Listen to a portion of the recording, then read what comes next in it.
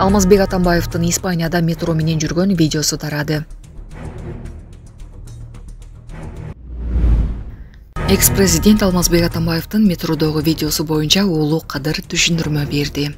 Что на тот момент я и мой отец ехали в метро в направлении госпиталя, потому что вы знаете, что позвоночник отца был очень сильно поврежден, и врачи рекомендовали по возможности как можно чаще передвигаться пешком. Конечно, не всегда это получается в силу сильнейших повреждений и атрофии, которая у него произошла в тот момент, когда он находился в СИЗО в период правления Джейнбекова, где он буквально находился в античеловеческих условиях. Но постепенно он идет на поправку. Конечно, предстоят еще медицинские процедуры, необходимо еще лечение, в частности, мы обследуем его сердце. Я думаю, что в скором времени он пойдет на поправку.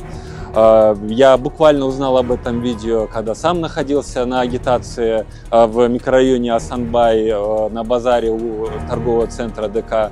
И хочу поблагодарить жителей за то внимание и кыргызстанцев за то внимание, за те переживания в адрес нашей семьи и нашего отца.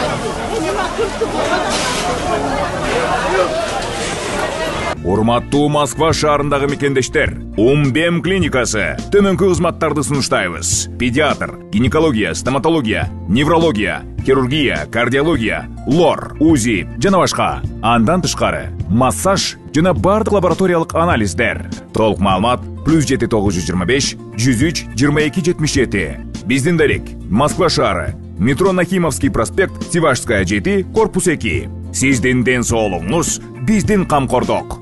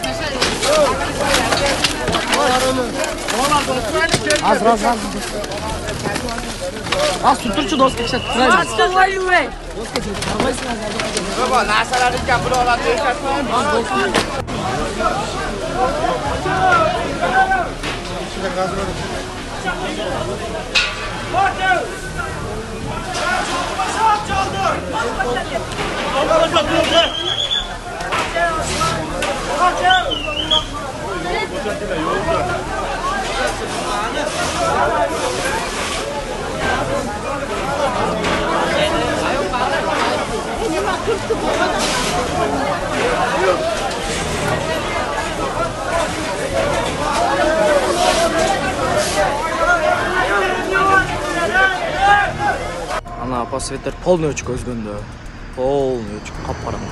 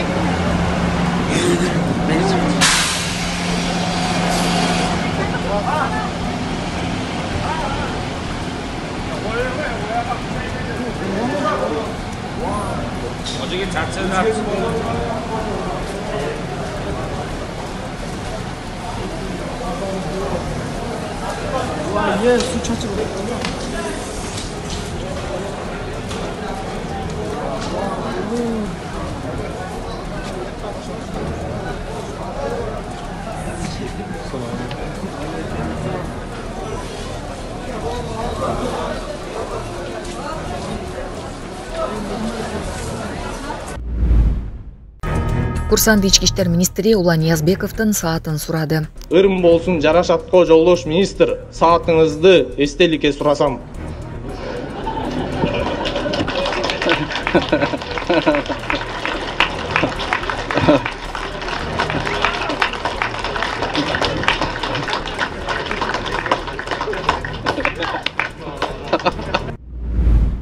Токтогул шаардык кеңешинин депутаттыкка талапкер Болотбек Дүйшөналиев камакка алынды. Бул тууралуу ал өзү Facebook баракчасына видео жазып жарыялады.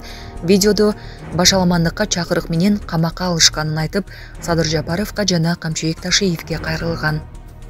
Коррупционерлер уктулар Токтогулда өз максаттарына жетти. Мына мен жергиликтүү кеңештин депутаты болуп, жергиликтүү маселелер көтөргөн үчүн башаламандыкты уюштуруп атасың деп мен мына камакка алып атышат. Мына адилеттүүлүк элдин шору ушунда да.